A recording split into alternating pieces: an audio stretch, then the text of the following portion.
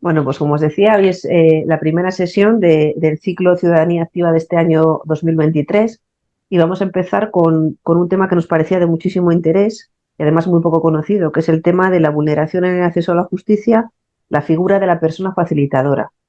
La verdad es que conocemos en Castilla y León muy poco de esta figura y por eso hemos traído a una persona que, bueno, ya lleva un tiempo trabajando en ello y que nos va a poder poner un poquito de luz en este tema.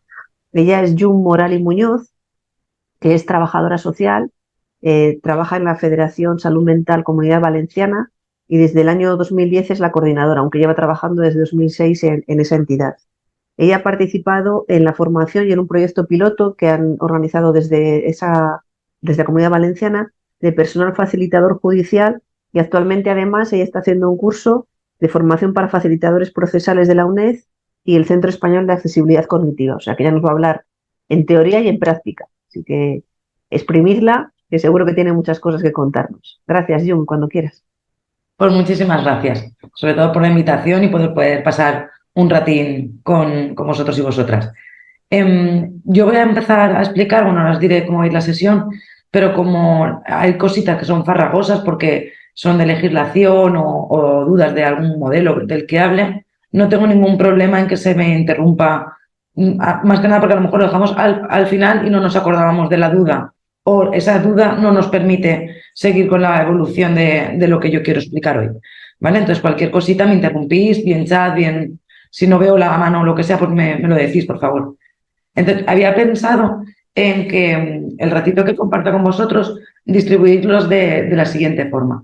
Por una parte, vamos a hablar un poco de lo que son las barreras en la discapacidad, ¿no? Y del modelo social de la discapacidad, porque eso es lo que luego nos va a permitir contextualizar la figura de la persona facilitadora, porque es un cambio de modelo del tradicional médico rehabilitador a un modelo basado en derechos. Entonces, si no tenemos claro esa parte, ese cambio de la visión del modelo, no podremos entender nunca un rol o unas funciones que tenga la persona facilitadora.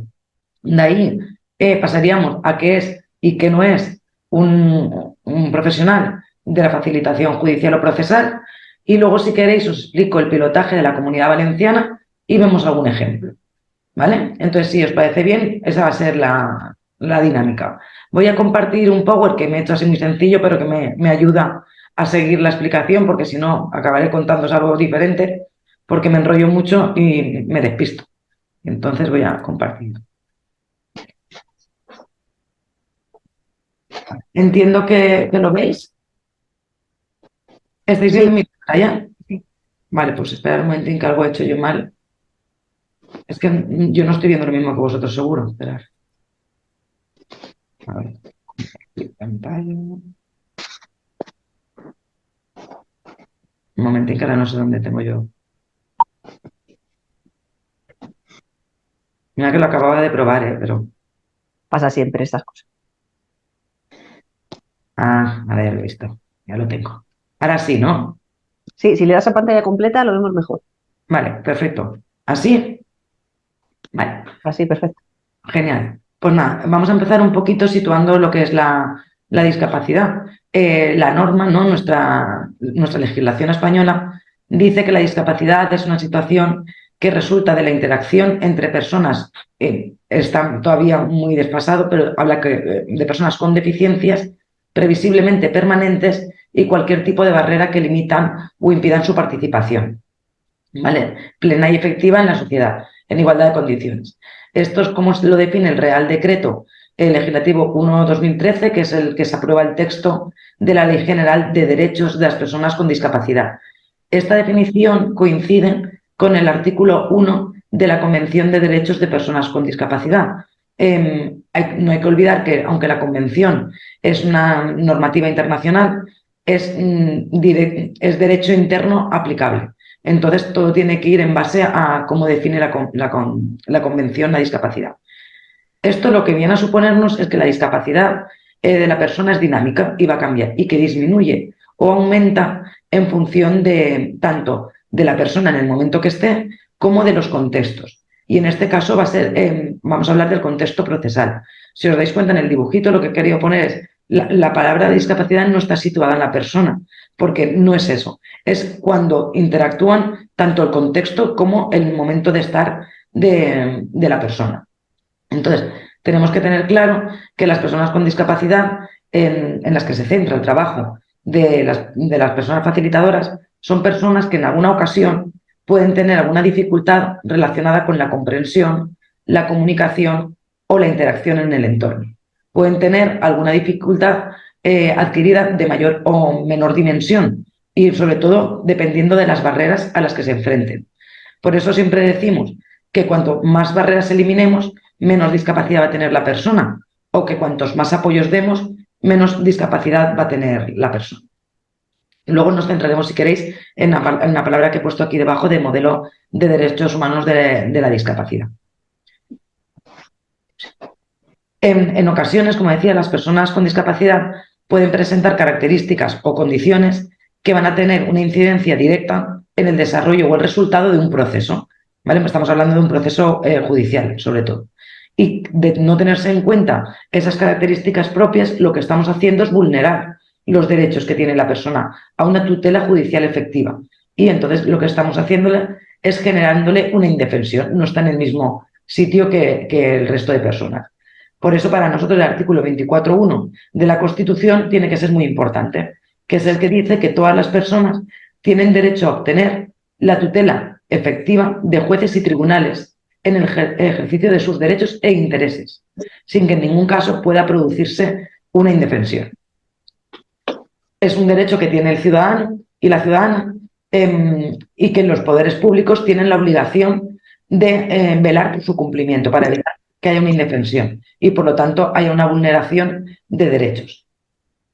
Se entiende que la tutela ha sido efectiva una vez se satisfaga el resultado del caso, siguiendo siempre un proceso justo y con todas las garantías procesales.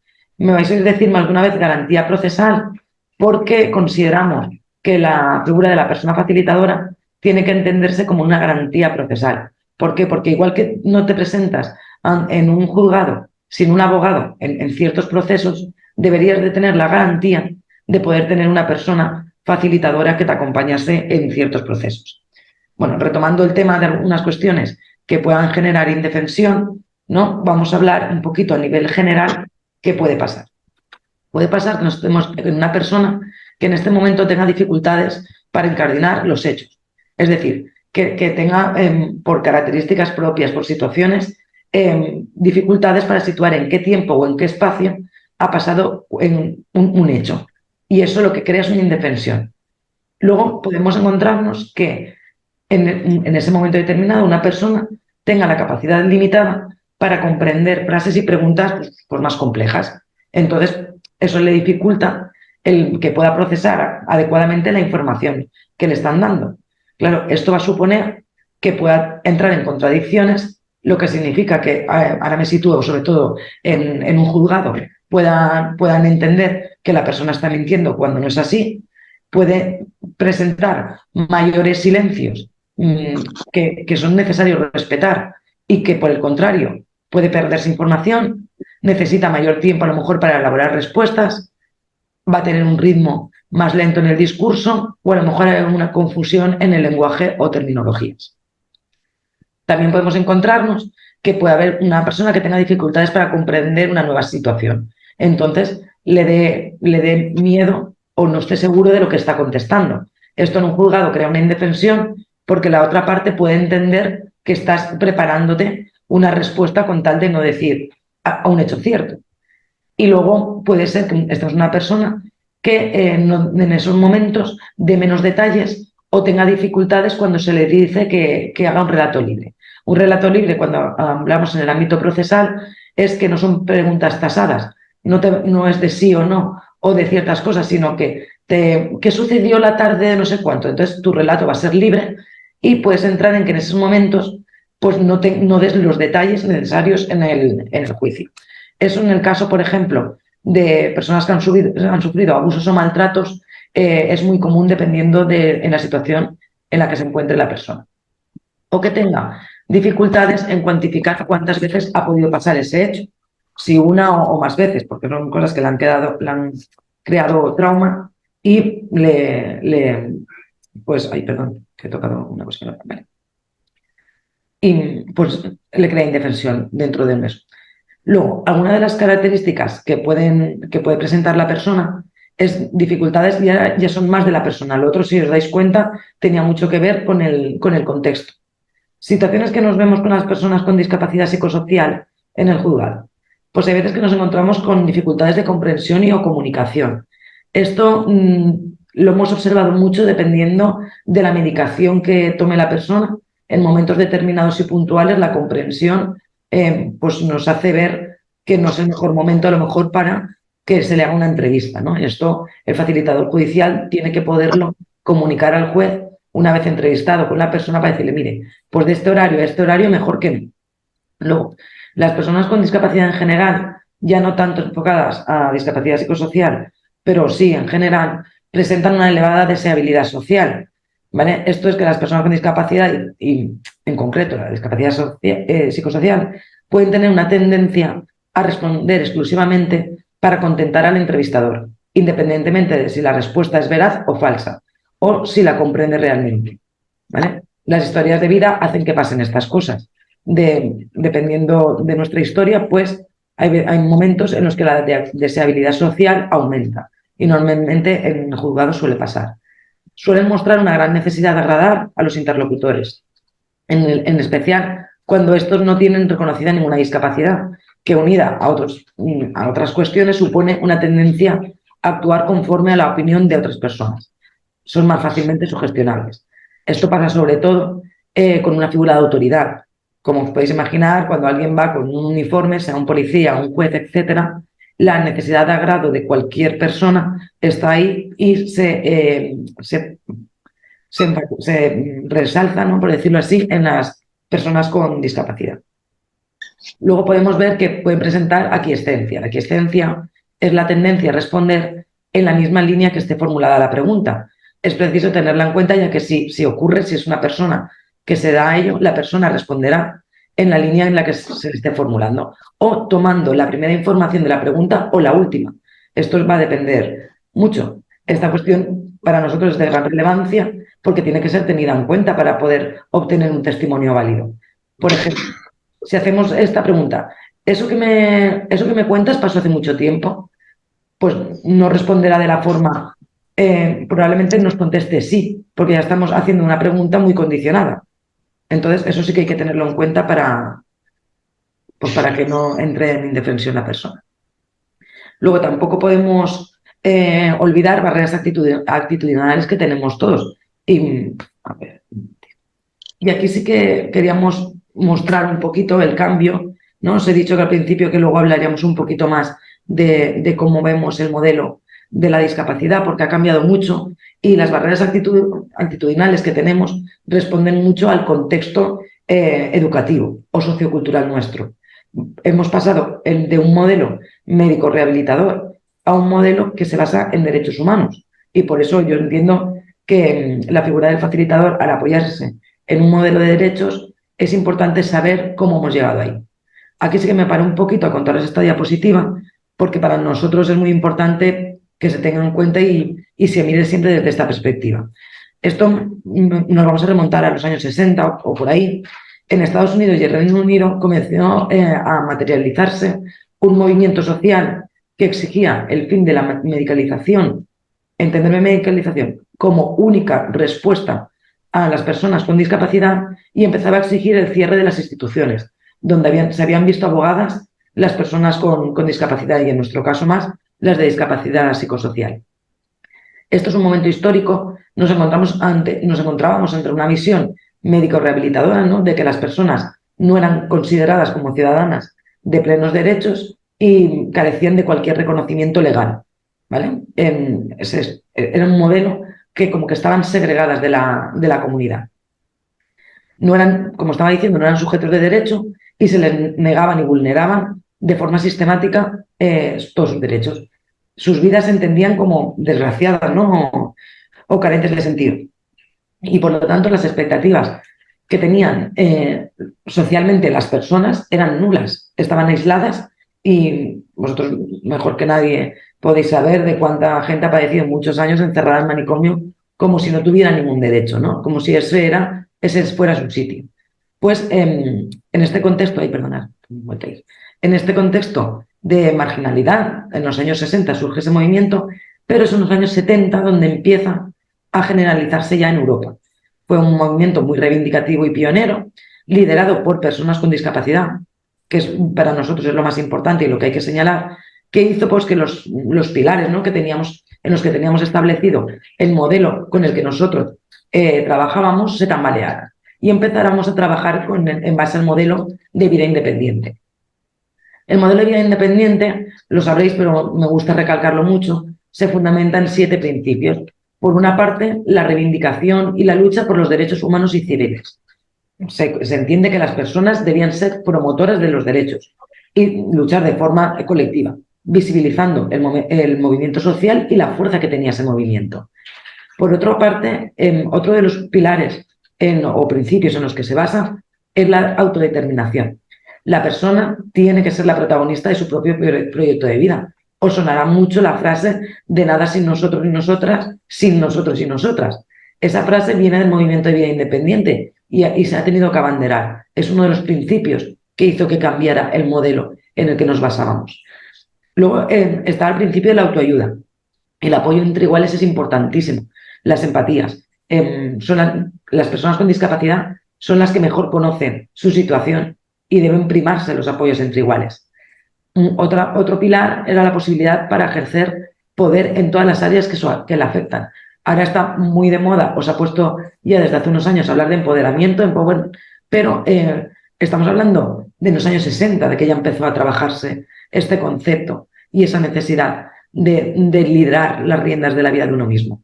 Otra vez, perdonad que es que estoy tocando el botoncito todo el rato. Luego, otro de los principios era la responsabilidad sobre la propia vida y las acciones.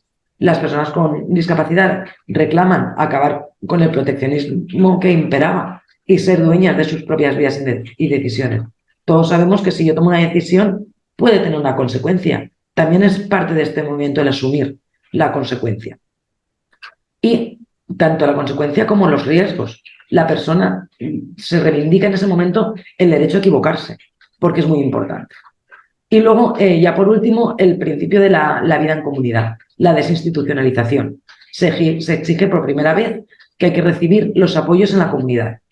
Entonces, este movimiento social tuvo muchísimo impacto a nivel internacional y consiguió incluir en las agendas políticas de los estados una parte de la sociedad que había sido olvidada, que había sido encerrada y escondida. ¿Vale? Entonces, entendemos que conceptualmente se entendió por primera vez que el entorno tenía parte de la responsabilidad de la discapacidad. Las barreras de las personas se encontraban en los contextos que residían y donde vivían. Se dejó de pensar que las propias personas eran las responsables de avanzar y mejorar su discapacidad, porque es una cuestión ya común de contexto. Se pasó a entender a las personas como personas con discapacidad. Ya no nos referimos como discapacitados. Y esto fue muy importante porque significó que la discapacidad pasó de ser una característica definitoria de la persona, no simplemente era el todo, a ser una cuestión puntual y sobre todo asociada al contexto. Entonces, una vez llegamos a este punto, que creo que ya hemos aterrizado en qué modelo es en el que nos basamos, tenemos que decir que evidentemente las dificultades no solo son de la persona. Las personas, o sea, los demás tenemos unas barreras actitudinales, que era lo que estaba comentando hace un momento, porque bien tienen que ver mucho con el contexto y con la condición y educación que hemos recibido.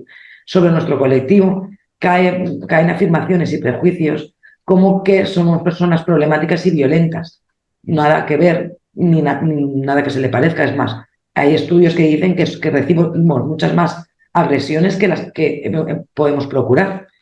Igual que sabéis que históricamente se ha tratado a las personas con discapacidad como si fueran niños, como si no tuviera la edad mental que tiene. Se ha dirigido a las personas con discapacidad con un tono o un lenguaje inadecuado.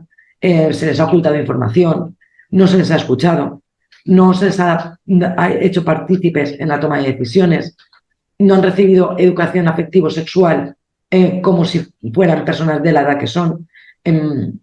hemos tenido diferentes cosas que eso responden a los prejuicios y estereotipos que no solo tienen las personas con discapacidad, las tenemos la sociedad. Otra cuestión que hemos tenido, sobre todo en nuestro ámbito, es el confundir discapacidad e incapacitación. Hemos tenido que sufrir impedimentos a la hora de poner una denuncia, de nóminas que tienes que venir con el representante legal. Hemos visto que ha habido situaciones en que las personas no se han dirigido a la persona con discapacidad, se han dirigido al acompañante o a la persona que les acompañaba en ese momento. Y pues entre diferentes habréis experimentado alguna situación de la que os estoy comentando. Para nosotros es muy importante el recalcar que las palabras sí que importan, y en el ámbito judicial es muy frecuente la utilización de terminología que para mi gusto resulta aberrante. Discapacitado, retrasado, etcétera. Si vierais alguna vez sentencias, veríais que queda mucho todavía de pedagogía que tenemos que hacer, porque todavía hay mucho que trabajar, y el ámbito judicial especialmente es uno de los más importantes. Bueno, una vez trabajado las barreras que tenemos actitudinales, iríamos a las barreras del entorno. Estamos haciendo un repaso por las barreras porque veréis que luego es donde nos tenemos que fijar las personas que ejercemos de facilitador judicial, por el tema de que es donde vamos a tener que incidir en qué apoyos habría que hacer para que la persona no se vea indefensa y no se le vulnere en ningún momento sus derechos. Como barreras del entorno, tenemos que decir que normalmente las dependencias policiales o las sedes judiciales no suelen ser unos entornos amigables. Más bien, podríamos decir lo contrario, suelen ser entornos intimidadores. Se caracterizan porque no son accesibles cognitivamente, por la presencia de muchas personas a la vez en los mismos espacios, por el tipo de luces que tienen, el nivel de ruido, la falta de tiempo en el que se le dedica a las personas y la rapidez con la que se quiere tramitar todo.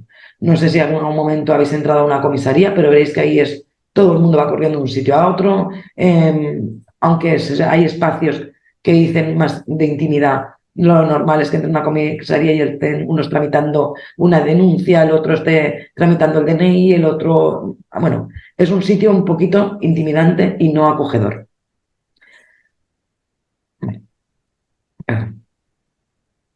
Pasamos a las barreras procedimentales, ¿vale? Esto es importante porque es donde también nos vamos a fijar en las personas facilitadoras para luego poder hacer el informe de los apoyos necesarios.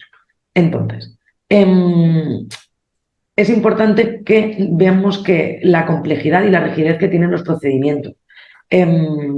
Los procedimientos lo entienden los profesionales del sistema de justicia, pero las personas que desconocemos esos procesos nos generan mucha indefensión, y sobre todo cuando muchísimas veces no se nos explica ni cuáles son las normas, ni cuál es el objetivo, ni cuál es el recorrido que va a tener, ni se nos explica la trascendencia de cada uno de nuestros actos. No se nos explica cuando nos llaman a declarar, mira, si declaras puede pasar esto o esto, a ti te citan y punto. Entonces es importante. Luego, durante mucho tiempo, las necesidades de las personas con discapacidad relacionadas con la comprensión, la comunicación y la dificultad para interaccionar con el entorno, como hemos dicho antes, habían sido invisibilizadas. Entonces, eso era muy, muy importante trabajarlo, porque el objeto del proceso a las personas no se les comentaba y no se les daba las herramientas para que lo pudieran comprender. Y otra de las barreras que podemos decir procedimentales es que existen pocas herramientas forenses especializadas, ¿vale?, que permitan adecuar los actos procesales a las necesidades, ¿vale?, de las personas. Por ejemplo, para una adecuada obtención del testimonio existen pocas herramientas. Las hay, pero creemos que la falta de formación especializada hace que no se utilicen. Entonces, podríamos decir que entre que hay pocas y no se conocen, pues se pretende a todo el mundo obtenerle testimonio de la misma forma, cuando no va a ser lo mismo, ni va a necesitar los mismos apoyos una persona que otra persona. Luego, dentro de las cosas que tenemos que fijarnos como facilitadores judiciales, están las barreras relacionadas con la comunicación, ¿vale? En este sentido, es muy, muy interesante un informe de la Comisión para la Modernización del Lenguaje Jurídico, un informe que se titula Claridad y Derecho a Comprender, que recoge el análisis del lenguaje oral y escrito de los profesionales de la justicia, así como el lenguaje que tienen las normas. En este informe son diferentes cuestiones las que salen. Yo he hecho aquí una lista con las que sí que quería abordar para que luego vierais qué posibilidades tenemos las personas facilitadoras a la hora de realizar el informe. Muchas veces hay una mala articulación vocal que rompe el principio de claridad y que en ocasiones puede denotar el desinterés por una de las partes, sobre todo por la parte oyente, ¿no? Si no se están preocupando de articular vocalmente bien para que yo lo comprenda, es que no tendrán mucho interés. Y esto es lo que pensaríamos todos. Hay excesiva rapidez del habla, lo que dificulta el seguimiento del discurso por parte de la persona lega. En persona lega entendemos a la persona que no tiene conocimiento o que no está familiarizada con el lenguaje jurídico. Además, la rapidez del habla va acompañada de la ausencia de pausas y de diferentes formas de entonar. Luego hay una utilización de expresiones y formas de rituales juramentos. Os sonarán frases, porque también lo ponen en las películas, pero sonarán: con la venia de su señoría, el abajo firmante. ¿Tiene usted interés en perjudicar o beneficiar con el testimonio, etcétera? Esas son fórmulas y frases que dificultan la comprensión. Luego, la intensidad excesiva en la entonación. Esto se da mucho, sobre todo, cuando nos dirigimos al testigo. Cuando se dirige el tribunal al testigo o el abogado defensor, el que defiende a la parte que en ese momento está siendo, mirando a ver si es culpable o no, utiliza una excesiva entonación, lo que genera a la persona una sensación de una actitud negativa hacia ella. Esto hay que tenerlo claro, conociendo a la persona, si le va a afectar o no en prestar testimonio. Luego, otra de las cosas que podríamos relacionar sería la inexistencia de adecuación del léxico empleado por profesionales y el nivel sociocultural de una persona media. Es que hay veces que dicen frases que, pues dependiendo, se pueden entender bien o no. Voy a poner un ejemplo. Por ejemplo, aparte del empujón que usted ha referido, hubo, pues dependiendo de qué nivel y qué contexto sociocultural tengamos, pues el que se nos formule de una forma la pregunta o se nos formule de otra forma va a condicionar nuestra respuesta. Otra cuestión que relata este informe es la utilización de términos y expresiones muy técnicas, propias de una actuación jurídica, pero que para el resto de personas son expresiones opacas, ¿no? En las que no nos dan una información explícita de lo que quieren saber. Por ejemplo, prueba del cargo, punibilidad, auto, ostentar. Son diferentes formas de lenguaje muy técnico que no siempre nos va a ser muy claro y vamos a poder entender las cuestiones. Luego también, perdona que me he vuelto ahí. Luego, el hacer muy largas las oraciones, el empleo de latinismos, ¿no? Está muy extendido que en el ámbito jurídico infraganti, de facto, corpus, infine. Son muchos los latinismos que podríamos nombrar que pues tampoco nos ayudan mucho. Luego también tendríamos que el informe señala la creación de neologismos que vienen a ser palabras no aceptadas por la Real Academia de la Lengua Española, pero que se utilizan en los juzgados. Por ejemplo, presuncional, referenciado. Son palabras que no están admitidas por la Real Academia Española de la Lengua, pero que sí que son de uso común en los juzgados. Otra vez, perdonad. Luego también el uso arcaico de palabras y construcciones. Esto es muy típico en el lenguaje jurídico, pero en ocasiones puede llevar a la pérdida de la transparencia que necesitamos en un proceso. Por ejemplo, si se le hubiera entregado, pues perdemos ahí al final lo que queremos utilizar. Y luego, pues mucho el empleo del futuro subjuntivo, ¿no? Si se comprobare o habiéndose acordado, son términos que son muy comunes en las sentencias, que a la hora de alguien entender qué está pasando en el proceso, hace que nos perdamos un poquito. Vale, ahora sí que vamos a pasar a la contextualización de la persona facilitadora. Vamos a entrar ya más en el meollo de la información y necesitaba situaros un poquito Esto ya es más jurídico, ¿no? Esto ya es más ley, pero es importante de que todos sepamos de dónde viene. El artículo 13 de la Convención sobre los Derechos de la Persona con Discapacidad, que vamos a pensar que es nuestro paraguas, ¿no? Desde que a partir de ahí surgen todas las normas que han hecho que se cambien las cosas o que se estén cambiando, ¿vale? Porque sabéis que primero está la ley y luego hay que hacer la norma. Asegura que este artículo 13 reconoce la obligación de los Estados parte para la realización de los ajustes de procedimiento como medio para garantizar la efectiva participación de las personas con discapacidad en el proceso. Aquí los ajustes de procedimiento son todas las modificaciones y adaptaciones, bueno, pero eso ahora lo veremos también, necesarias y adecuadas en el contexto de la justicia. Es decir, todas las cosas que podemos hacer para que la justicia sea real, efectiva y nosotros podamos participar de ella. Mira, aquí en los ajustes de procedimiento, que es lo que os estaba comentando, es lo que la ONU ya en sus directrices y ya en el 2020, y estamos hablando que la convención se aprueba en el 2006 y la ratifica en el 2008 España, ya en el 2020 tiene que sacar una directriz, o sea, un documento de principios y directrices para que todo el mundo supiéramos de lo que estábamos hablando. Para que veáis, mira, voy a permitirme quitar un momento esta pantalla. Voy a dejar de compartir esta pantalla porque me gustaría compartiros unos ejemplos para que podáis entender cuando hablo de ajustes de procedimiento a ver, ¿me podéis confirmar que se vea en la pantalla un documento? Sí, se ve bien, se ve bien. Vale, esto es un ejemplo, bueno, esto es un caso, os voy a enseñar 3 casos de este año. De febrero del 23, bueno, veis ahí que mi nombre no lo está tachado, mi número de colegiada.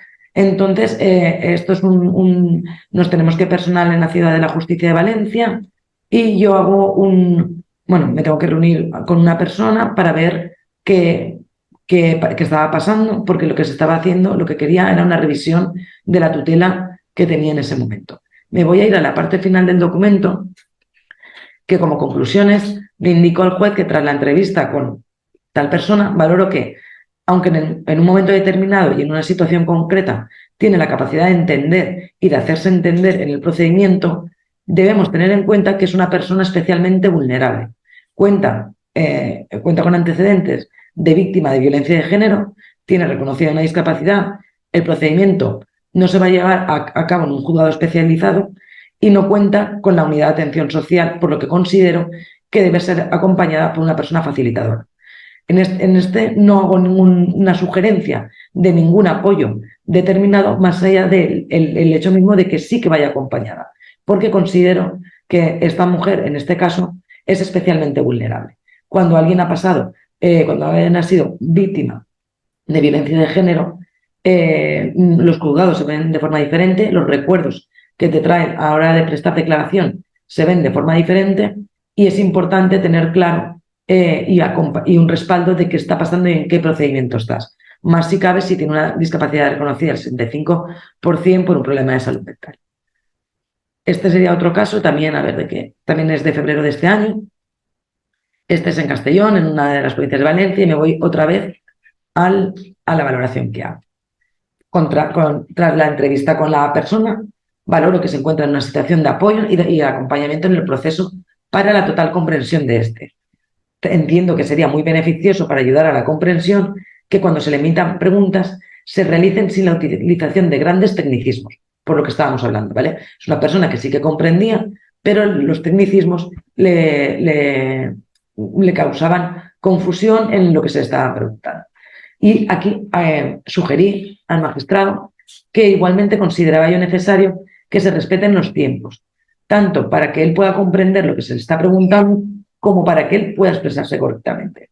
Era una persona, bueno, es una persona que podía comprenderte, pero necesitaba su tiempo de procesar las cosas. Es verdad que era una persona que en el momento que yo me reúno con ella, llevaba una medicación en que él me refiere que cuando se la toma por las mañanas, luego pasa unas horitas en las que como que está dormido mentalmente, me decía. Entonces yo entendía que el tiempo para esa persona es muy importante. Y también me doy cuenta durante la entrevista que es muy necesaria la puntualidad en la citación, porque el esperar a esta persona le generaba le alteraba. Entonces, como que al estar expectante de necesito que sea ya, no comprendía las cosas como tal. Entonces era importante que se les respetase. Y vale, este también es Valencia, a ver si es el mismo de antes, creo que no. Aquí también hago la misma valoración. Aquí también, por una parte, lo mismo, que se respeten el tiempo, que no se utilicen tecnicismos, etc. Esto lo quería enseñar como ejemplo, han sido los más light, por decirlo así, porque siempre hay ajustes que se pueden hacer, aunque sea simplemente para que se pueda la persona entender y ser entendida, o que no le causemos un estrés innecesario, porque muchas veces en discapacidad psicosocial es un ajuste lo que tenemos que hacer de tiempos, de que la persona entienda que todas las personas necesitamos un tiempo para la comprensión. Dicho esto, vuelvo a compartir la presentación para que podamos seguir. Ay, se me ha ido.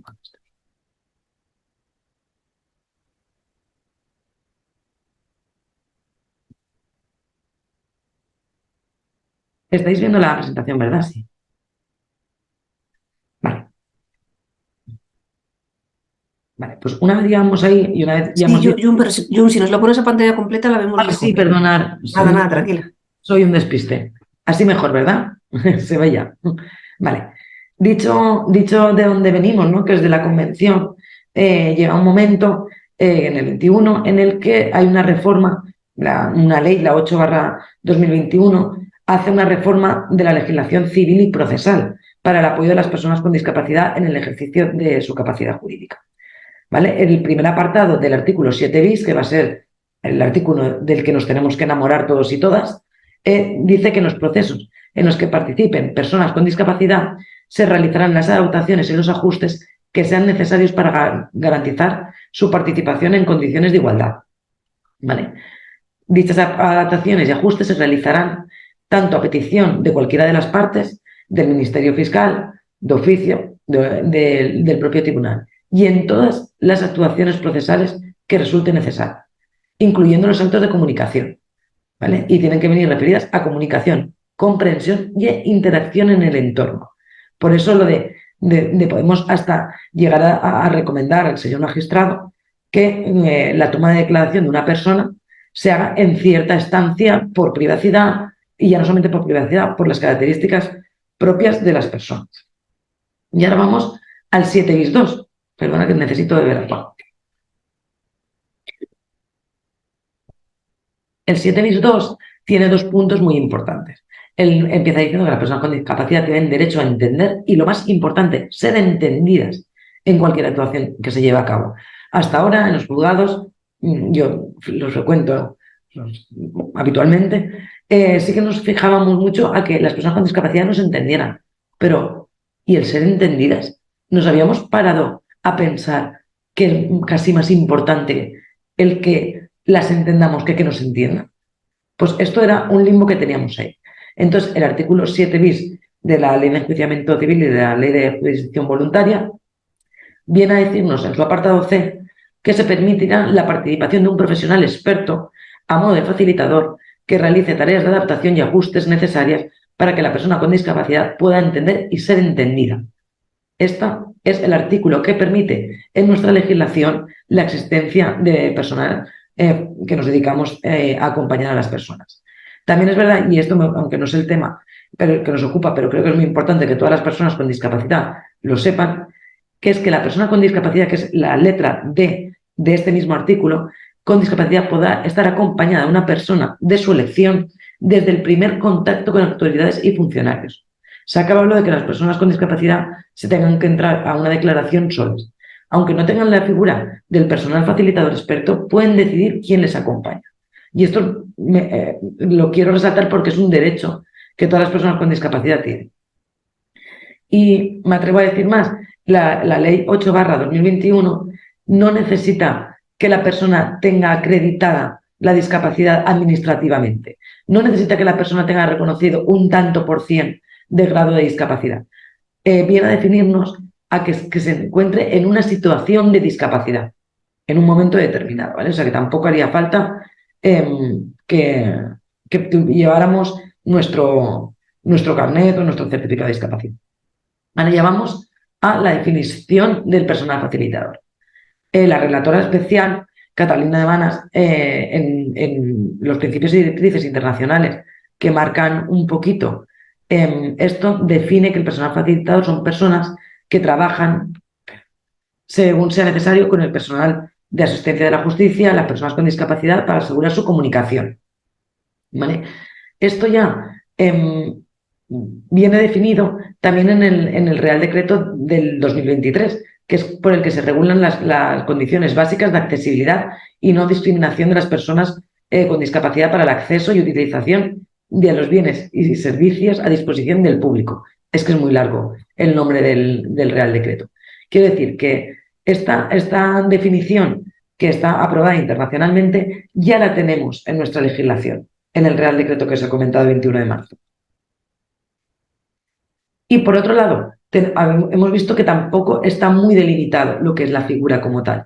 Lo que sí que tenemos delimitado es lo que no es la figura, ¿vale? Porque la figura del personal facilitador tiene que cubrir unos espacios que no estén cubiertos. Por ejemplo, no es un acompañante, ¿vale? El acompañante es el otro apartado que os he comentado antes en el 7 bis D, ¿vale? La persona con discapacidad puede ir acompañada, sí, pero no es un acompañante la persona facilitadora. Aparte, puede tener una persona facilitadora. No es una de las partes, ¿vale? De acuerdo con su propia definición, es neutral y no habla nunca en nombre de las personas con discapacidad, ni del sistema de justicia, ni dirige o influye en las decisiones. Esta es esencial para que haya una buena facilitación judicial que sea neutral. El facilitador no puede implicarse en el proceso y en ocasiones esto nos ha dado alguna dificultad. Nosotros sí, perdonad, es que hoy estoy un poco así. Nosotros llegamos hasta el punto para no influir en el proceso y que no se nos pueda tachar de no neutrales. Yo hay veces que no conozco ni el objeto del procedimiento al que la persona se va a enfrentar, para no tener conocimiento del proceso. Simplemente me he delimitado a conocer a la persona, hacerle la entrevista y valorar el apoyo que necesita para comprenderlo. Ha habido veces que sí que he tenido que hablar con el juzgado y decirle, mira, necesito el auto por el que se le está procesando y necesito la documentación. ¿Por qué? Porque no sé si lo que me está explicando es así y se está enterando, o si no es así. Entonces sí que he necesitado un poquito de información del objeto del procedimiento, pero ha habido veces que no. Hay que decir que tampoco es un terapeuta, aunque su trabajo posiblemente haga que disminuye el nivel de inseguridad y el de estrés de la persona con discapacidad al verse acompañado por un profesional o una profesional, no es una terapeuta y no es un intérprete. La persona facilitadora presta asistencia para una comunicación eficaz y una participación plena. Se encarga de que se proporcionen los ajustes y los apoyos, lo que eso excede a la mera interpretación. En ocasiones puede haber, va a requerir, perdona, es que está sonando mi teléfono y si no lo paro. Sí que puede ser que una de las recomendaciones del personal facilitador sea que necesite un intérprete, pero no es la persona facilitadora un intérprete. Ahí. Aquí. Vale. No es un perito, ¿vale? Su informe no genera pruebas, los peritos sí que generan pruebas en los procedimientos, nosotros no. Y no tiene ninguna finalidad relacionada con el diagnóstico, ¿vale? Su papel se centra en la necesidad de apoyo y ajustes a realizar. El informe solamente a eso, no a determinar ningún diagnóstico ni nada, solamente a los ajustes. Y por supuesto no es un médico forense ni un psicólogo forense. No realiza un análisis de credibilidad, no se pronuncia sobre si es imputable o no es imputable, o si hay alguna circunstancia modificativa de responsabilidad penal. Yo eso no lo hago. Yo solamente me aseguro de que la persona vaya a participar en todo el proceso, vaya a poder hablar y hacerse, que se pueda entender, que lo vayan a entender, vaya a tener un proceso donde se le respeten los tiempos, vaya a tener un proceso donde se le diga para que se le pregunta, o cuando entre en una sala quién es quién.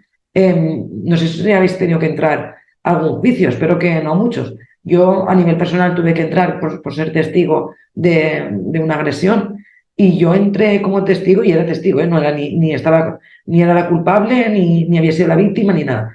Y ahí entras tienes a muchos señores y señoras delante de ti, nadie te explica quién es quién, nadie te explica a quién estás obligado a contestar y a quién no, ni nada. Pues la persona facilitadora tiene que asegurarse de que eso no pase, que la persona con discapacidad cuando entre a la sala tenga muy claro a quién tiene que contestar, a quién no tiene por qué contestar, sobre qué le van a preguntar, quién le puede preguntar, quién no, etc.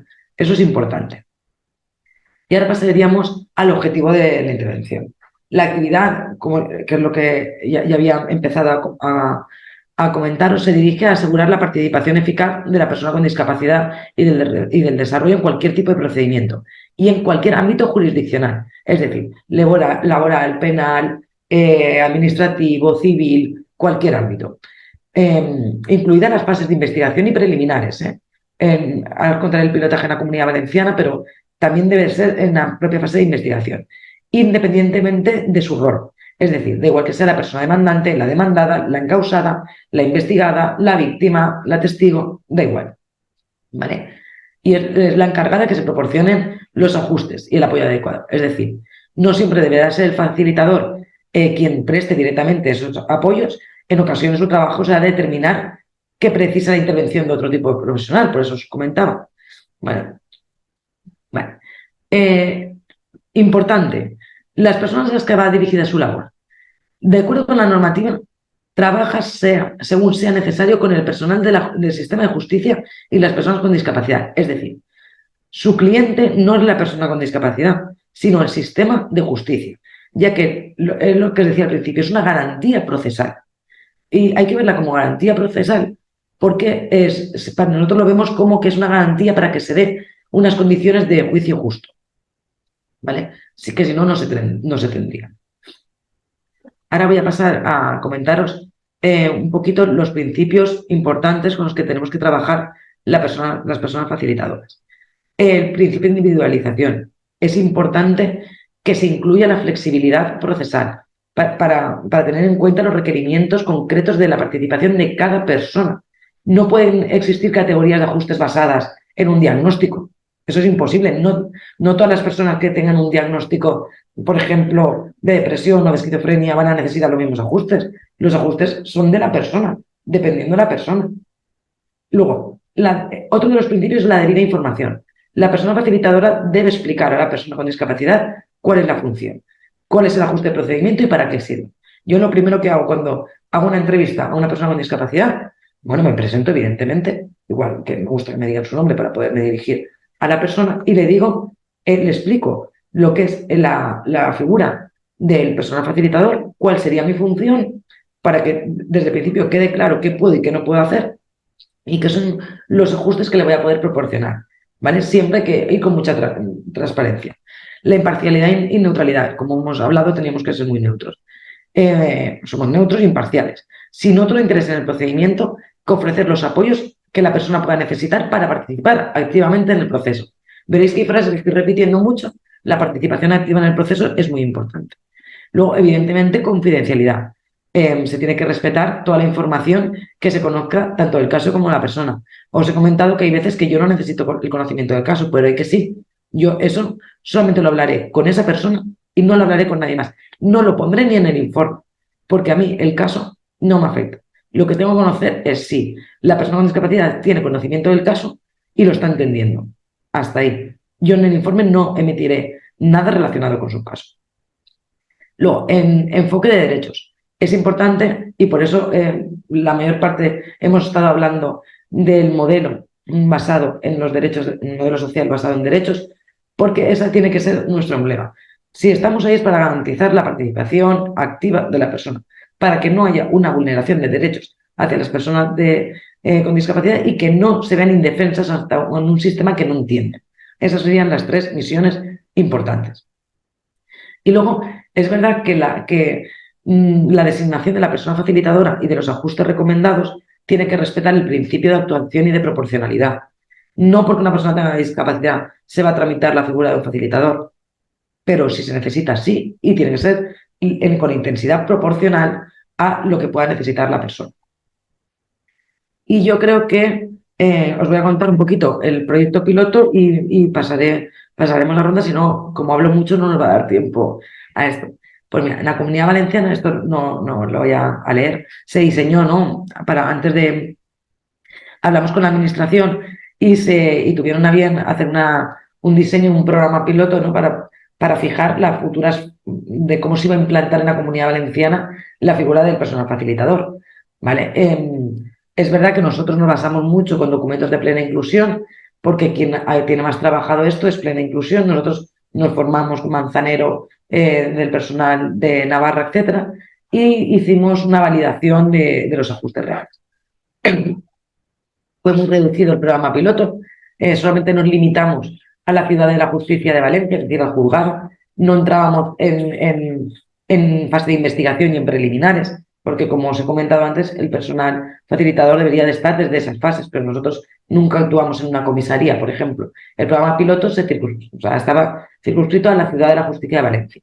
Y éramos 7 personas, a mí de todo psicología, pedagogía y trabajo social. Y fue impulsado, como decía, por la Dirección General de Reformas Democráticas, por nuestra Consellería de Justicia Interior y Administraciones Públicas. Se prestaba el servicio porque se tuvo que poner quienes podían beneficiarse: a personas con discapacidad intelectual o del desarrollo, a personas con problemas de salud mental, a personas con dificultades de comprensión y o comunicación, tengan o no, lo que os comentaba, el certificado de discapacidad, y sea la parte que sea. Y, perdón, lo que se hacía era evaluar la necesidad de apoyo con un informe y con la evaluación de necesidades y con las de capacidades para testificar. A nosotros se nos formó en su momento con Manzanero en el Capalis, la aplicación de una herramienta que era para valorar la capacidad de testificar. No porque fuéramos los peritos ni nada, sino para nosotros mismos tener en cuenta a la hora de hacer el informe de necesidades de apoyo, que ahí tendríamos que hacer algún apoyo sí o sí, si nos salía negativo. Este es el anexo para que os hagáis una idea, ¿no?, de cómo se solicitaba. Bueno, cómo se solicita. Si el solicitante era la persona beneficiaria o el órgano judicial, qué documentos, bueno, y el motivo. Veis que pone pregunta abierta. Porque que nos comentarán lo que quisieran, tampoco porque no teníamos por qué tener conocimiento del caso. Luego, un cuestionario un poquito para que ya antes de lo que es la primera entrevista ya tuviéramos un poquito de indicios de si iban a necesitar la ayuda del personal facilitador o si no, y un poquillo de las... Y esto es el ejemplo del informe sucinto que hoy os he enseñado con el ejemplo mío firmado por mí, ¿vale? Esto es un modelo en el que nos guiamos para hacer el informe que luego le vamos a entregar al magistrado o a la magistrada. Y bueno, y con esto ya acabo. Pues muchas gracias por escuchar. Ahora espero que tengáis muchas preguntas, porque si no es que me he explicado muy mal.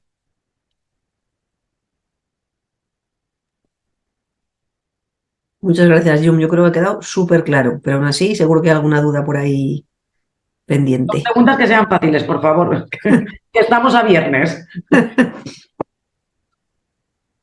Mira, yo te quería hacer una que igual lo has dicho y no me he enterado porque he estado yendo y viniendo.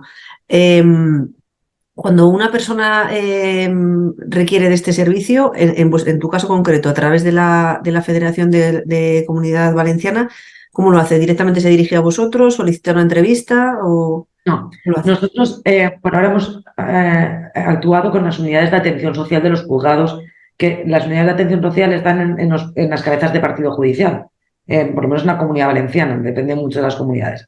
Aquí en la Comunidad Valenciana están en las cabezas de partidos judiciales, es decir, Valencia tiene, Castellón tiene, Alicante tiene, en los grandes juzgados. Yo qué sé, Elche tiene, ciertos municipios con población grande que son cabeza de partido judicial. Y lo que se ha hecho siempre a través de la unidad de atención social.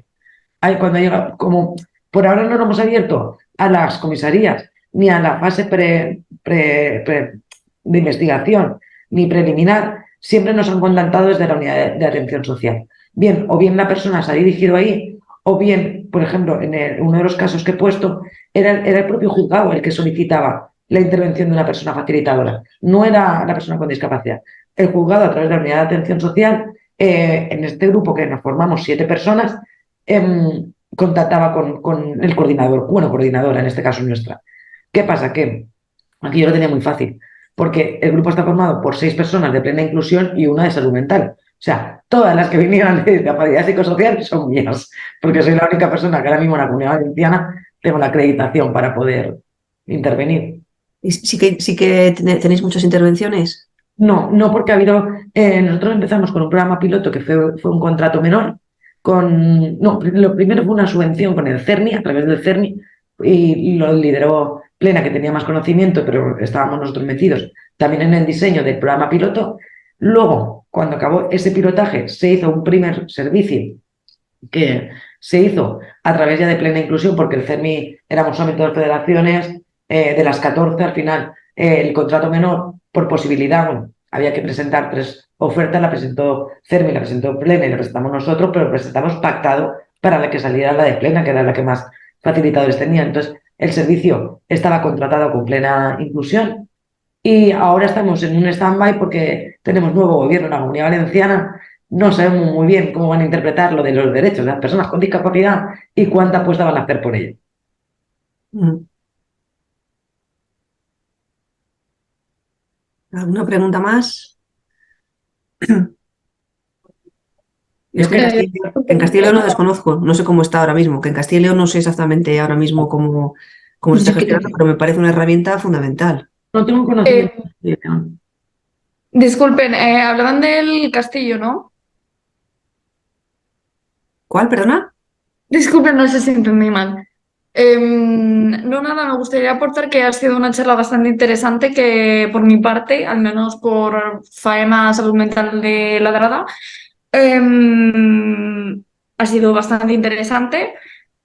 Y nada más, que son unos datos y unas aportaciones bastante, pues eso, bastante contundentes y de bastante utilidad y que espero que ese proyecto pues, pueda seguir avanzando y mejorando, tal y como ha dicho Lung, ya que sí que es verdad que pues, bueno, la pedagogía y otros términos acorde a la discapacidad pues sigue habiendo bastante tabús o eso y nada más.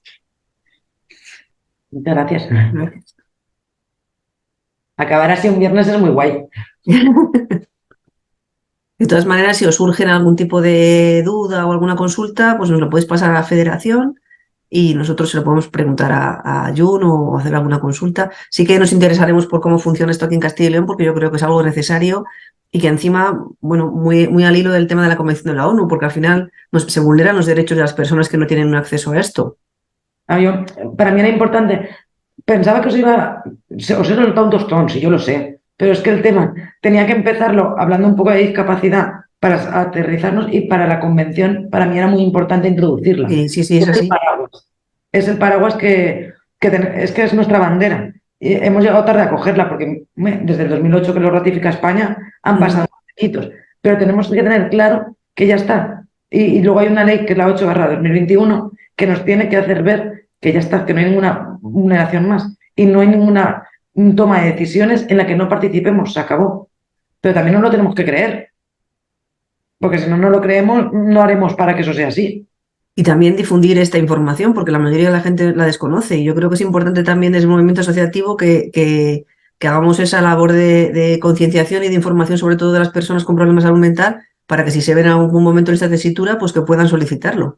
Que al final, bueno, esto y también jueces, abogados, todo esto. Importantísimo, pero sobre todo, aunque no sea la figura de persona facilitador, lo que sí he insistido mucho del derecho de tener un acompañante es vital. Porque a lo mejor en Castilla y León no está instaurado todavía la figura de personal facilitador, pero una persona con discapacidad no se tiene por qué enfrentar sola a ningún proceso. La ley ya te permite ir acompañada de quien tú decidas. Entonces no tiene por qué verse nadie solo ante un proceso, esté la figura o no, que si está mejor, porque siempre va a ser una figura formada que puede emitir un informe al magistrado, el acompañante no, y eso nos va a ayudar mucho. Pero aunque sea lo mínimo, para que se respeten nuestros derechos del estar acompañado de quien nosotros decidamos, eso lo tenemos que tener muy claro. Esté instaurada la persona facilitador o no, pero la otra parte sí o sí podemos hacerla, que no se nos olvide. Yo me imagino que desde tu experiencia, cómo se recibe esa figura, no por parte de la persona usuaria, que entiendo que estará encantada, sino también por parte de la judicatura, que a veces es un poco complicado. A ver, hay señores y señoras de toga que no le tienen bien que les digamos cómo se tienen que dirigir a la persona con discapacidad. Pero lo general es que lo tengan a bien porque es que les facilitamos el trabajo. Les estamos facilitando el trabajo, les estamos facilitando que no haya una impugnación de la sentencia que dicten por indefensión. Entonces, ellos aseguran que por una parte no va a haber nadie que les presente una impugnación de la sentencia porque ha generado indefensión y eso cualquier abogado va a presentarla, se aseguran un poquito de eso. Y por otra parte le estamos facilitando su tiempo. O sea que lo que pasa es que la toga. Esto es como en psiquiatría los psiquiatras, pues que llevan la bata. ¿Qué vamos a hacer? Mandan Pues mucho. habrá ahí pico y pala, habrá que seguir insistiendo para que al final lo vean como una figura más, claro. Yo creo que cuando estos temas extendidos es que lo van a demandar ellos. Claro. Ya digo, a mí, 2 de las que yo he hecho me las han demandado ya la propia magistrada. Magistrado en un caso y magistrada en otro caso. O sea que lo ven, en cuanto conocen el servicio, se genera la demanda. Y en Castilla y León lo que necesitéis que os podamos ayudar, de que vayamos a contarle la experiencia a alguien, de que lo que necesitéis, no lo es. Genial. Muchas gracias, Jun. Ah. Bueno, pues si no tenéis ninguna pregunta más, bueno, es que nos vemos ni la cara. Es muy raro lo de ver solo letras. Nada, Con su camisa de cuadro. No vemos a nadie más. Patricia, buenos días. Buenos días, Paulino. Es que quiero escucharlo esto más calmadamente. Bueno, te digo, los casos he escuchado muy mal. ¿Este vídeo lo podemos ver en algún sitio? Sí, lo hemos grabado, lo subiremos a YouTube en oculto y os mandaremos, si no puede ser hoy, que igual no me da tiempo, la semana que viene os mandaremos un correo electrónico a todas las personas inscritas para que podáis volver a ver el vídeo y también con un pequeño cuestionario de valoración, pues para saber también otros temas que os puedan interesar y que os ha parecido este. Vale, muchas gracias, porque sí me ha interesado bastante, estaba muy escuchando, pero no te digo los cascos y no he podido escuchar muy bien. Gracias. Todo lo online nos facilita, pero también pierde mucha gracia, ¿eh? Es mejor verlo en directo. Patricia, yo voy a abusar de tu confianza y te pediría que el resultado de la valoración sí que me lo hagas llegar, más que nada porque ¿Sí? se están dando charlas y todo se puede mejorar mucho y cualquier aportación que puedan hacer para poderlo mejorar, yo lo interiorizo y en la siguiente me pasa. Sí, genial, en cuanto lo tengamos te lo paso. Veo una mano levantada del Centro Ocupacional de Ávila. Hola, buenos días. Hola. Volvemos a intervenir. Tengo una compañera, una usuaria en este caso, que le gustaría hacer una intervención sobre una duda. Sí. Mira, quería preguntar, yo antes no estaba incapacitada, me han incapacitado ahora, no sé por qué, porque yo me valgo perfectamente para todo, pero me han incapacitado por el tema médico porque me decían que no acudía a las citas médicas, cosa que no es verdad. Entonces quiero saber cómo puedo acceder para que se me escuche en esos temas en el juzgado. Patricia, ¿vosotros tenéis servicio de asesoría? Sí, no directa a través de un profesional, pero sí. Lo digo porque desde Sí, aquí sí. es difícil poder, pero bueno. Sí, nos puedes consultar y si no, a través de la Fundación Tutelar FECLEM también te pueden informar. Y de todas maneras puedes comunicarlo a tus monitores o personas que estén al cargo sobre este tema para poder, pues eso, gestionarlo. Claro. Pues nada, muchísimas gracias. Lo importante es que si tú no estás contenta con cualquier decisión o que has visto que no has participado en un proceso, lo puedas comunicar. Eso es lo más importante. Que ya no nos callamos. Eso. Tenemos que luchar por nuestros derechos y desde todos los ámbitos, desde las personas, desde las instituciones. Al final tenemos algo que nos avala, así que tenemos que aprovecharlo. De hecho, también estos encuentros de ciudadanía activa lo que pretenden es eso, que la gente conozca sus derechos para poder demandarlo. Bueno, pues muy enhorabuena por la iniciativa. Ya llevamos varios años con esto y la verdad es que empezamos a hacerlo así en la pandemia y luego hemos continuado, yo creo que con buenos resultados. Bueno, pues si no hay nada más, simplemente os animo a que participéis en el próximo webinar, que será el día 14 de diciembre, que hablaremos de derechos sexuales y reproductivos en mujeres con problemas de salud mental, con sufrimiento psíquico, y vendrá a hablarnos Silvia García Esteban, que ya es formadora y es asesora en salud mental y además también tiene experiencia ya propia en salud mental. Así que nada, muchísimas gracias a todas las personas por participar, sobre todo a ti, a Jun, por este tiempo que nos has ofrecido. Y ya os digo que os pasaré la semana que viene, previsiblemente, el vídeo con una pequeña encuesta, ¿vale? Muchas gracias. Buen fin de semana. Gracias igualmente. Adiós. Adiós.